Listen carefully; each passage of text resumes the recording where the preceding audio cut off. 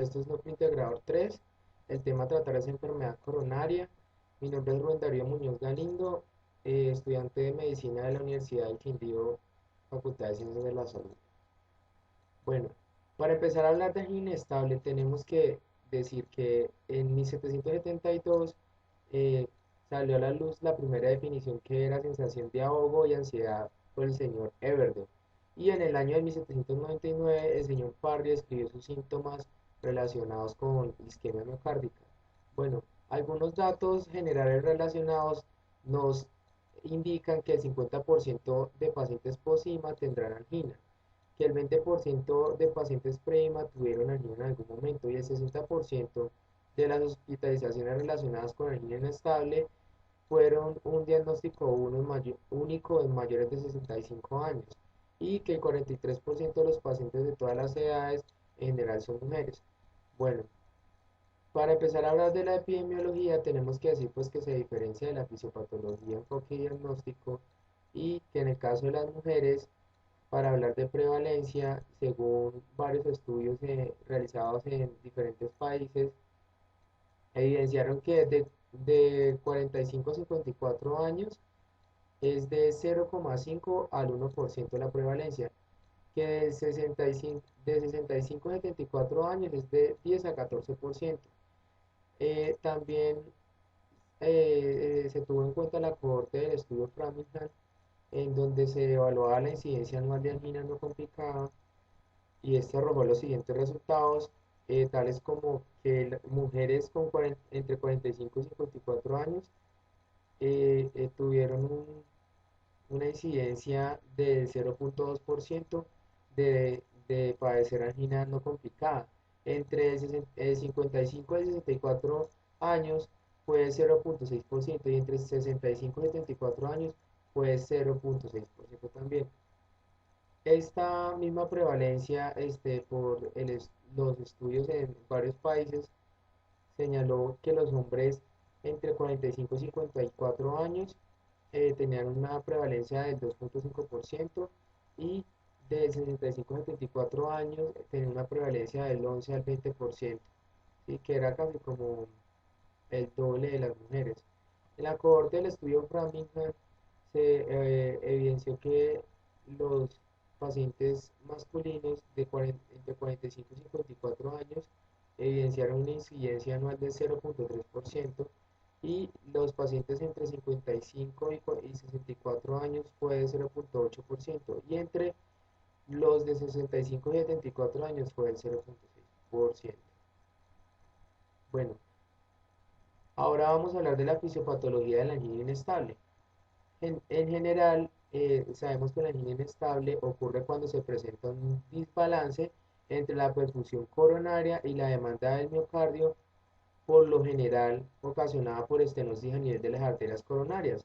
Esta estenosis puede ser ocasionada por una estenosis a nivel de las arterias coronarias de un 50 a un 70% de oclusión del diámetro luminal. Esta estenosis es generada, es decir, mayoritariamente por la placa ateromatosa o también en otros casos puede generarse por un espasmo coronario. Estos son los dos casos principales. La angina inestable acompañada por infarto agudo de miocardio genera el síndrome coronario agudo. Este síndrome coronario agudo es originado por una disminución aguda o subaguda del aporte de oxígeno al miocardio. Esto se debe a dos causas. La primera, una disrupción de la placa aterosclerótica que puede ser debida o que puede estar acompañada por inflamación, eh, trombosis, microembolización y vasoconstricción, o por la erosión de la placa. La erosión de la placa es mucho más frecuente en pacientes con hipertensión, con diabetes, en mujeres, en mujeres y también en pacientes con una estenosis coronaria grave. Bueno, en cuanto a la disrupción de la placa aterosclerótica, tenemos que decir que cuando las placas son susceptibles a ruptura, se debe por cuatro mecanismos, principalmente por alguno de estos cuatro. Por enzimas proteolíticas provenientes de macrófagos, por el tamaño del núcleo lipídico, que mientras más grande pues hay mayor probabilidad de ruptura, por fuerzas físicas en sitios débiles de la capa fibrosa, o por el impacto del flujo en la superficie luminar de la placa. Entonces vemos que cuando se rompe una placa teromatosa, entonces hay un infiltrado o se sigue por un infiltrado de macrófagos que va a ser de 6 a 9 veces eh, mayor de lo normal, sobre todo en placas inestables, y que va a generar una inflamación aguda con linfocitos T activados. Estos linfocitos T activados van a liberar citoquinas que van a activar a su vez macrófagos y favorecer la proliferación de células musculares lisas. Estas células musculares lisas son capaces de producir metaloproteinasas que van a digerir la matriz extracelular, van a ocasionar oclusión y van a predisponer el sitio de la ateromatosis pues para que haya trombosis, ¿no? Esta trombosis a su vez va a generar agregación plaquetaria exagerada que va a liberar sustancias vasculares activas, eh, eh, que lo que van a hacer es generar vasoconstricción finalmente. Bueno, y en cuanto al otro mecanismo, que es el espasmo coronario, tenemos que decir que se debe a un espasmo intenso de la arteria epicárdica y que se ocasiona por hipercontractilidad del músculo liso vascular o por disfunción endotelial. Cuando es por disfunción endotelial, entonces sabemos que este genera la famosa angina de Prinzmetal. Bueno, acá tenemos una tabla de condiciones que provocan o exacerban una isquemia. Entonces tenemos dos causas así, dos grupos así principales que es por aumento de demanda de oxígeno y por disminución de aporte de oxígeno. Entonces, cada grupo tiene causas cardíacas y no cardíacas. Bueno, en cuanto al enfoque clínico del dolor torácico de origen isquémico, lo primero es definir si es de origen cardiovascular. Una vez se tiene el dato de que sea de origen cardiovascular, entonces indagamos sobre el tipo de dolor, la localización, la duración, factores que lo empeoran y que lo mejoran. Con los datos que recojamos de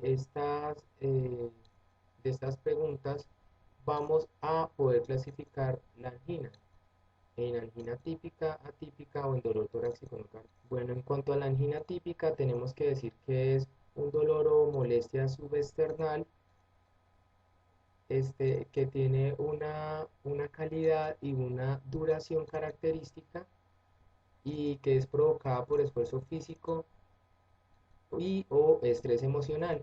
Esta angina típica se debe con el reposo y con los nitratos. La angina típica simplemente es el dolor o malestar subesternal que tiene dos características de la angina típica.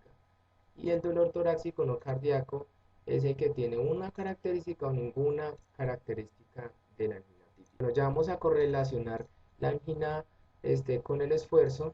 Esta clasificación o correlación la CCSC, que es una asociación canadiense. Y bueno, la clase cero consiste es asintomatológica. La clase uno es actividad física ordinaria como caminar, como subir escalas, que no se ve afectada, ¿sí? Que solamente se ve afectada por angina cuando el esfuerzo es demasiado intenso. La clase 2 ya se ve moderadamente afectado la actividad física ordinaria. Ya aparece el dolor anginoso al recorrer dos o más cuadras o al subir escalas rápidamente. En la clase 3 la actividad física ordinaria ya se ve marcadamente comprometida, ¿sí? Ya el paciente no puede caminar dos cuadras porque pues ya tiene dolor anginoso o no puede subir escalas normalmente como lo hacía, digamos, en la clase uno porque pues ya tiene su dolor anginoso. Y en la clase 4 ya finalmente vemos que el paciente tiene un dolor anginoso hasta el reposo y que pues se encuentra bajo cualquier actividad física que el paciente realice. Bueno, ahora hay que definir si la angina es estable o inestable.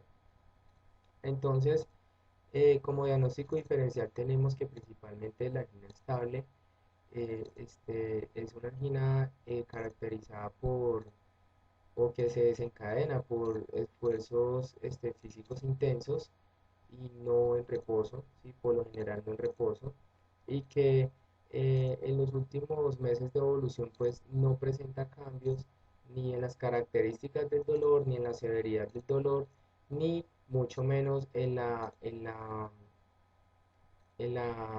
clase funcional del dolor. En cambio, a diferencia de la inestable, sí se modifican pues los tres aspectos que anteriormente mencionábamos.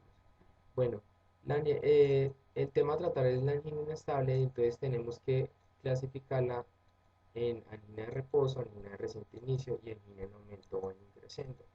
Bueno, cuando la angina es de reposo, pues como su mismo nombre lo dice, es un dolor que da en reposo y que por lo general dura más de 20 minutos y que tiene una evolución de una semana característicamente. La angina de reciente inicio es una angina caracterizada por una actividad física ordinaria eh, marcadamente afectada, ¿sí? Por la angina, es decir, de, es de clase funcional 3 y cuenta con una evolución de 2 meses. La angina en aumento o en increciendo es la angina que ya difiere en sus características con respecto a la angina que inicialmente pues, se le diagnosticó al paciente. Es una angina que ya ha evolucionado en clase funcional y que cada vez pues se exacerba mucho más con pequeños esfuerzos, ¿no? Bueno, ahora el enfoque terapéutico pues va a estar dirigido principalmente a pacientes con síndrome coronario agudo, entonces hay que tener en cuenta esto pues para saber a qué paciente pues se le va a enfocar la terapia farmacológica o la terapia física. Bueno, entonces tenemos tres grandes grupos que son los pacientes con síndrome coronario agudo. Aquí entra el paciente con un infarto de miocardio con elevación del segmento ST y los pacientes con infarto de miocardio sin elevación del ST. También entran pacientes con angina estable y angina estable. Tenemos también la condición cardiovascular no síndrome coronario agudo, que puede ser, por ejemplo, una pericarditis, o la condición no cardiovascular, que puede ser por un espasmo esofágico, o sea, ya una condición extravascular. Bueno, eh, se ha hecho una estratificación temprana pues de las características de cada paciente pues para proceder a, a la terapéutica y a tratar el paciente en general. Entonces se han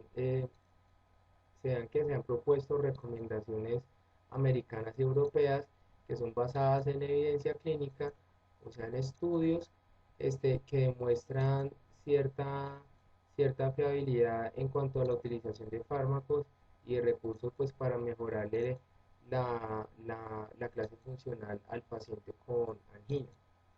Bueno, es importante también resaltar que los marcadores séricos como la troponina T y son los más importantes pues para medir si el paciente tiene angina inestable o si el paciente tiene infarto agudo de miocardio.